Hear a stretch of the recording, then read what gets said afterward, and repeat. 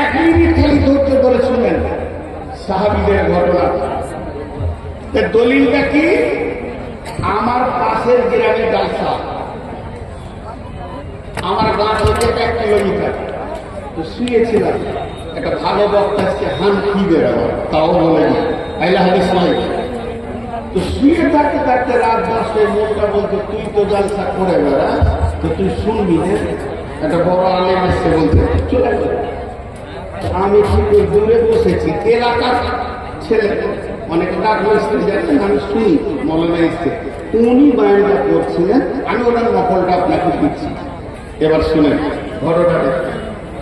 সাহাবা রাদিয়াল্লাহু আজমাইনেরা যখন কাজ করতেন কাজের যখন ফুরসত মিলে যেত, কাজ করতে করতে দেখতো যে আর কাজ নাই, তখন ওরা সময় চায়ের দোকানে আর পুরীর দোকানে আড্ডা দিতেন না, সিধা মসজিদে এসে বসত বা নফল নামাজ পড়ত। এখন একটা সাহাবী করেছে কি, একটা কাঠের খুঁটা এত বড়, বেশ জুত করে বাড়ি থেকে ওকে চেঁচে ছেলে দিয়ে দিয়ে মসজিদে নববীর মেন গেটের পাশাপাশি খুঁটাটাকে গেড়ে দিয়েছে, মজবুত করে সিলিয়ে ওকে গেড়েছে, গেড়ে তারপরে উজু পুজু করে নফল নামাজ করছে।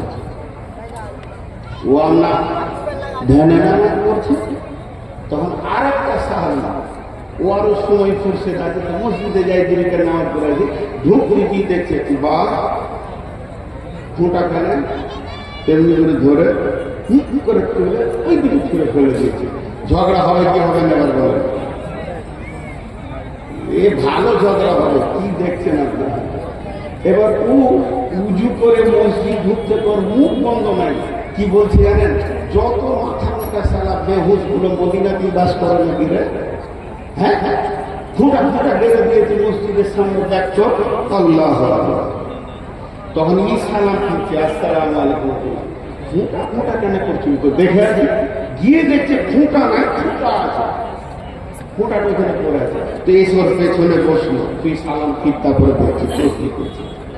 যে সালাম ফিরেছে তোর গায়ে হাত দিলে হালকা করে, প্রথম ঠান্ডা ঠান্ডা শুরু হচ্ছে, তো মিটার বাড়ছে আছে, আসসালামু আলাইকুম। খুঁটাটা তুমি তুলেছ, তখন বলছি কে গাড়লে তুলছি, তুই তোকে তুলতে কে বলে, তোকে গাড় থেকে বললে তোর হুঁশ আছে, তোর তুই তুলবি জানে কি তুই তুলবি। মসজিদে জোরে আওয়াজ শুরু হয়ে গেল।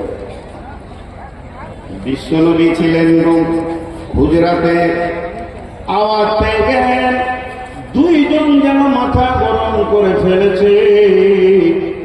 তাড়াতাড়ি উনি এসে বলছেন, তোমরা চুপ করো। দুইজনকে চুপ করে দিলেন। বিশ্বনবী মাঠে বসে গেলেন, সাহাবীরা যত ছিলেন জমা হয়ে গেছে, এখন বিচার শুরু হয়ে গেল। বিশ্বনবী বলছেন, তোমাদের ব্যাপার কি, মামলাটা কি বিষয়ে, তোমাদের ঘটনা কি?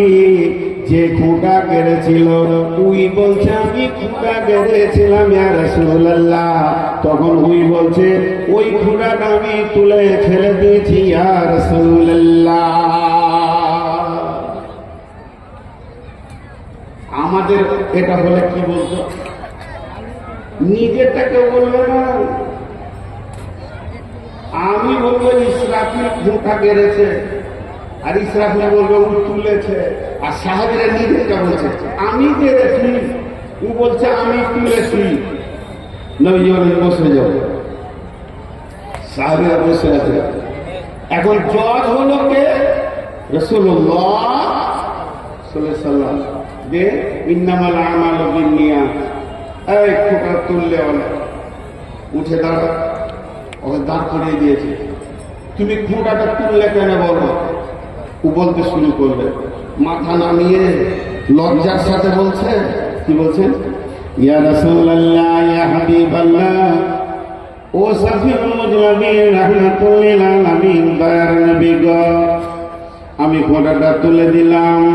এটা মসজিদে নববী, এটা বড় ভালো জায়গা, মসজিদকে পরিষ্কার পরিচ্ছন্ন রাখার কথা আপনি বলেছেন, আর মসজিদের পাশে খুঁটা থাকবে, দেখে বড় নোংলা লাগবে, কাউকে টক্কর লেগে যাবে, পড়ে যাবে, বিপদ হয়ে যাবে। আমি আল্লাহকে খুশি করার জন্যে, মসজিদকে সাফ করার জন্যে ফুটাটাকে তুলে ফেলে দিয়েছি।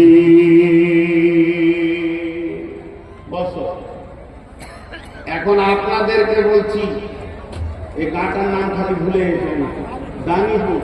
তো দানপুর ঠিক করবে, দানিপুর মানে তো দানে ভেড়ে গেল। তো আপনারা বলেন ঠিক করেছে না ভুল করেছে? বলেন, সবাই বলেন ঠিক করেছে না ভুল করেছে? ঠিক করেছে। রোজি বলেন ভুল করেছে। এবার ফুটা কারণে শুনেছি, তোর কি বিঘা লিখে ফুটা করেছিস কেন? ও কি বলছেন, ইয়া রাসূলুল্লাহ, এটা হলো মদিনা, মদিনা থেকে উত্তরে হলো শাম সিরিয়া, দক্ষিণে হলো মক্কা। মক্কার লোকেরা শাম সিরিয়াতে ব্যবসা বাণিজ্য করে, আবার ওখান থেকে মাল নিয়ে মক্কায় ফিরে যায়। শামের লোক বাণিজ্যের দল মক্কায় গিয়ে বিজনেস করে, আবার নিজের দেশে ফিরে যায়। আর এটাই হলো তার মেন রোড, হাই রোড। আর হাই রোডের ধারে মসজিদ।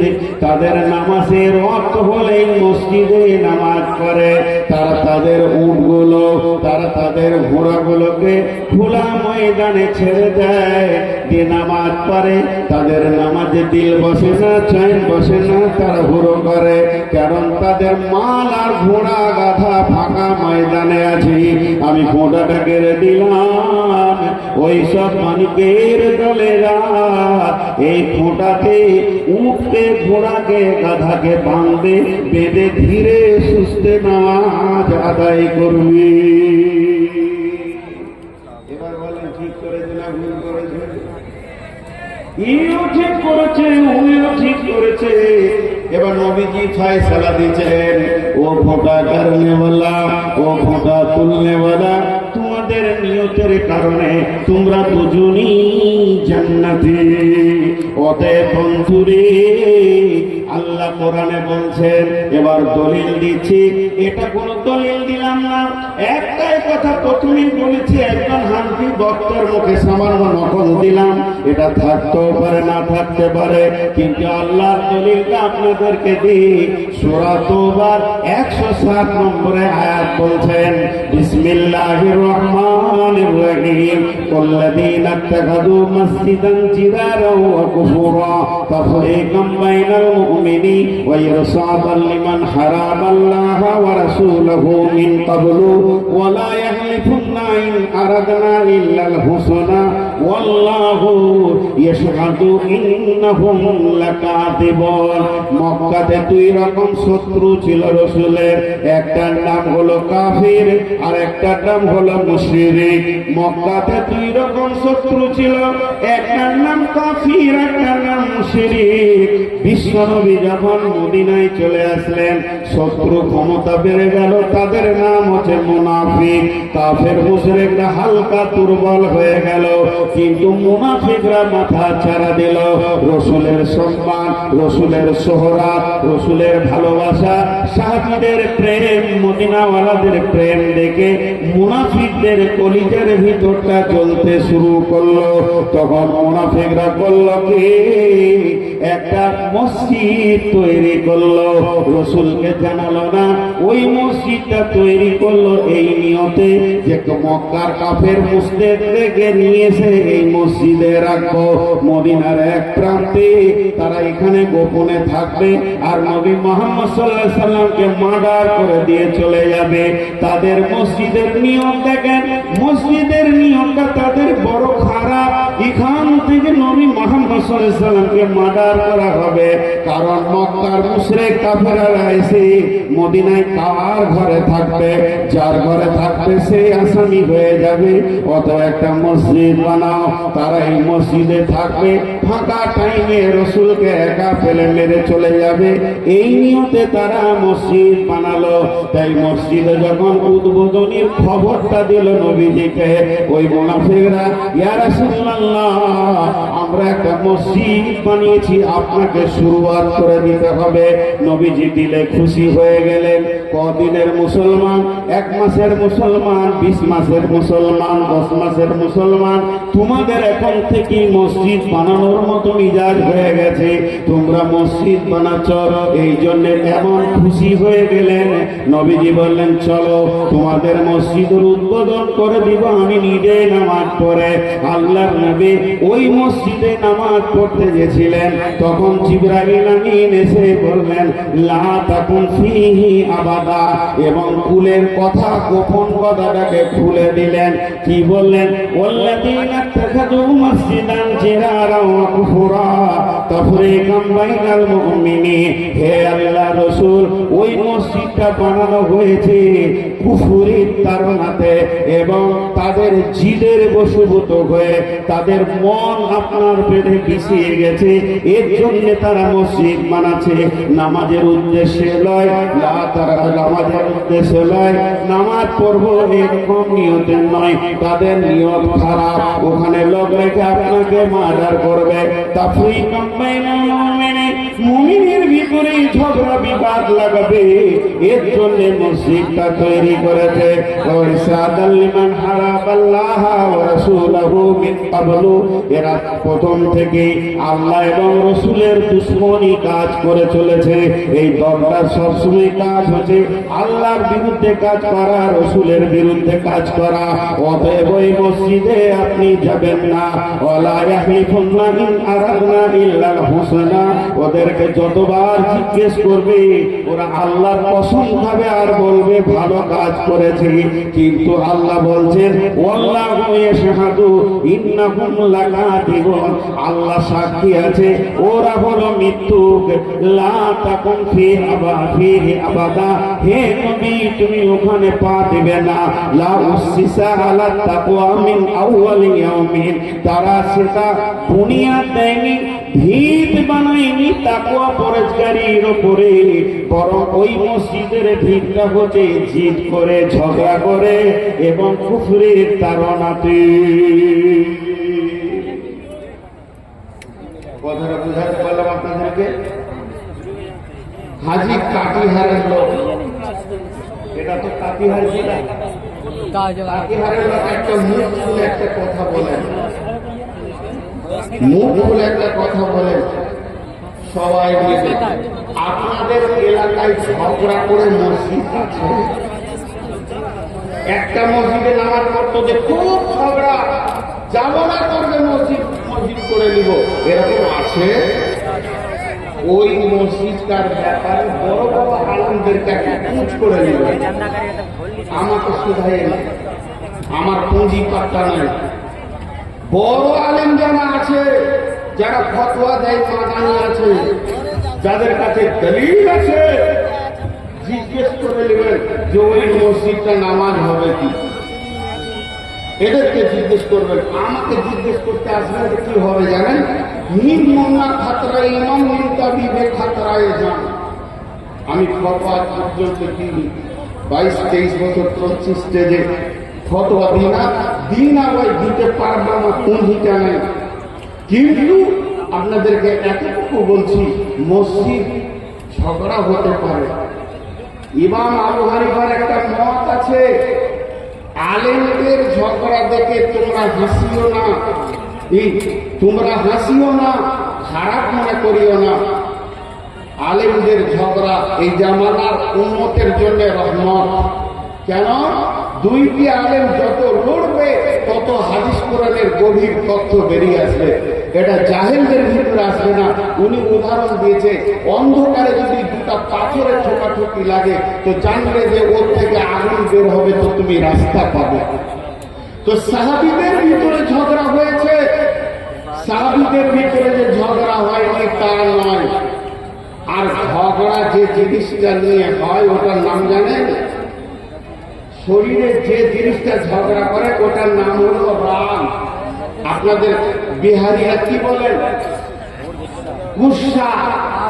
ঝগড়া যে জিনিসটা নিয়ে পরে আগে রাগ হয়, তারপরে ঝগড়া শুরু হয়। তো আগে রাগ, তো রাগ করে ঝগড়া মসজিদে হতে পারে। পারে। সাহাবীদের ভিতরে চিল্লাচিল্লি, সাহাবীদের ভিতরে একে অপরে ধস্তাধস্তি হয়েছে, কিন্তু নতুন মসজিদ তৈরি হয়নি। একটা কথা বলি, আপনাদের এখানে কিন্তু নতুন মসজিদ হয়নি, পুরাতন মসজিদকে এক্সটেনশন করবে, নতুন করে বানাবে। এত বড় নিয়ামত, এত বড় নিয়ামত, একটা সুযোগ। এটা সংযোজন হবে, সংশোধন হবে। তো আমি আপনাদের সামনে যে কথা বললাম যে ঝগড়া করে নতুন মসজিদ বানাবো না। এখন আল্লাহ কি বলছেন? বিসমিল্লাহির রহমানির রহিম।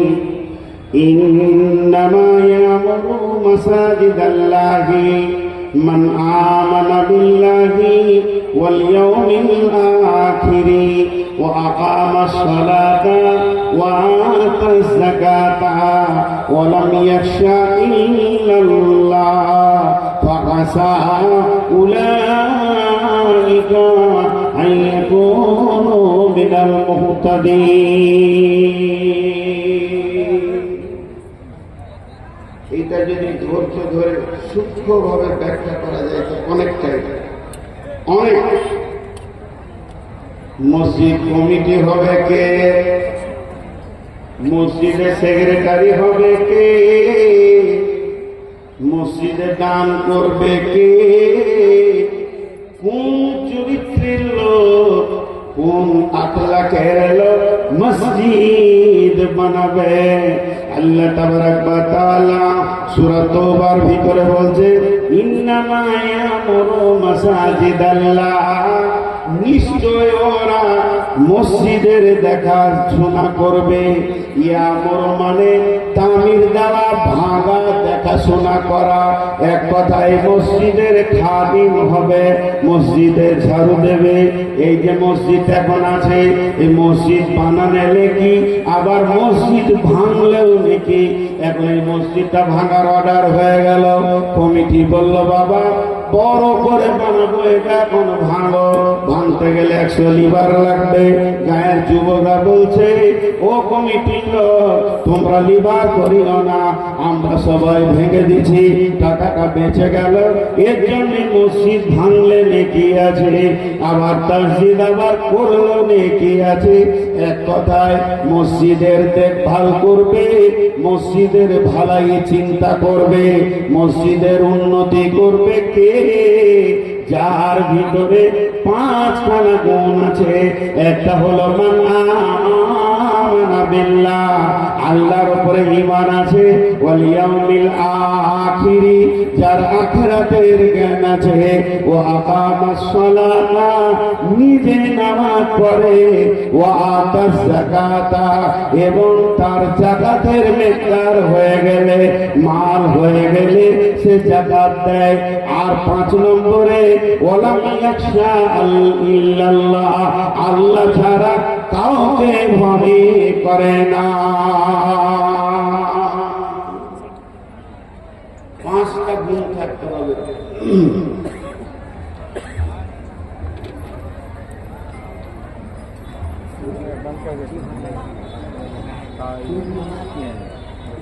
ठीक है, दोनों हमें মাঝে ছোট্ট একটি কথা বলছি, কমিটি ছেলেরা আপনাদের কাছে চাদর নিয়েছে। মসজিদ মসজিদে চিল্লাইছে, এটা সেই মসজিদের জন্য আপনাদের কাছে চাদর দিয়েছে।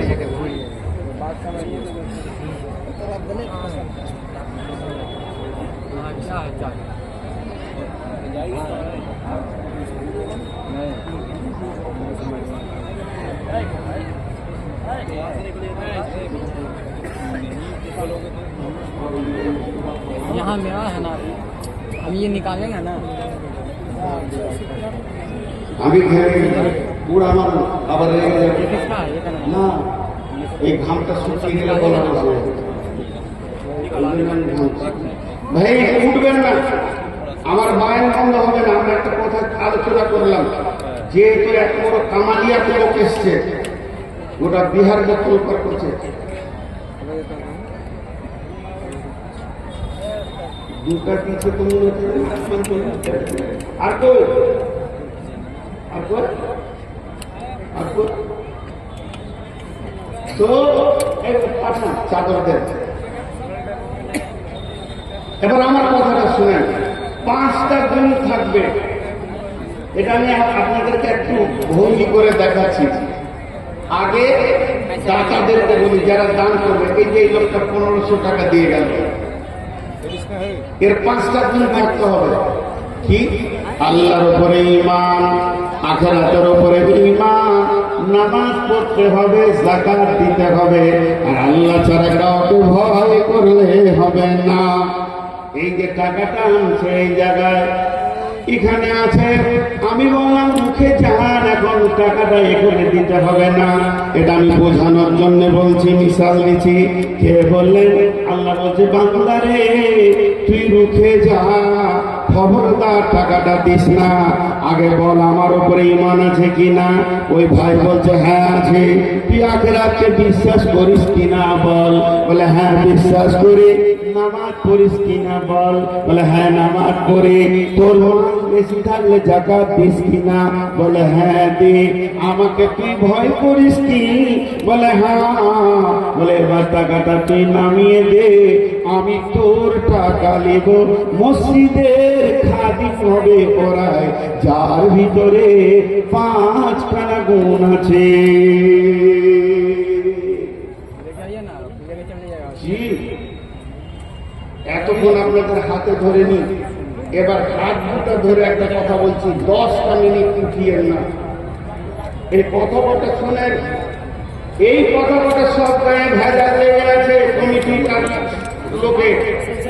যে লোকটা এই 5টা নিয়মে টাকা দিবে না, ও কি করবে? 1 নম্বরে মসজিদে ঝগড়া লাগাবে, 2 নম্বরে আল্লাহকে বেইজ্জতি করবে, 3 নম্বরে মানে দিন ইসলামকে খেল তামাশা বানাবে, 4 নম্বরে সে নেকি পাবে না। কেন? কেমন করে ঝগড়া লাগাবে? এগুলো দেখাবো মাত্র 2-3টে। হাতগুলো ধরে বলছি 10 মিনিট উঠিয়ে নি। এখানে কতটি টাকা? আবার যদি আমাদের হযরত আলী উঠে না রে কামান, সেটা উঁচা হয়ে যাবে। ও দিয়েছে মাত্র 20 টাকা। ওইখান থেকে বসে বসে দেখছে, এমনি করে দেখে নিলে ঘুমিয়ে গেছে। সকালে উঠে চায়ের দোকানে রাও করাতে গিয়ে বসে আছে। দিয়ে ওর মতো ও যেমন বদমাস, ওর বন্ধু হবে বদমাস। সেও কাটিয়ে হারিয়েছিল, তো গাড়িতে বসে চা খেতে হবে। যায় খবর কি রে, কালকে রাতে কালেকশন কেমন হলো? তো হালকা করে টেনে বলবে 10 লাখ হবে।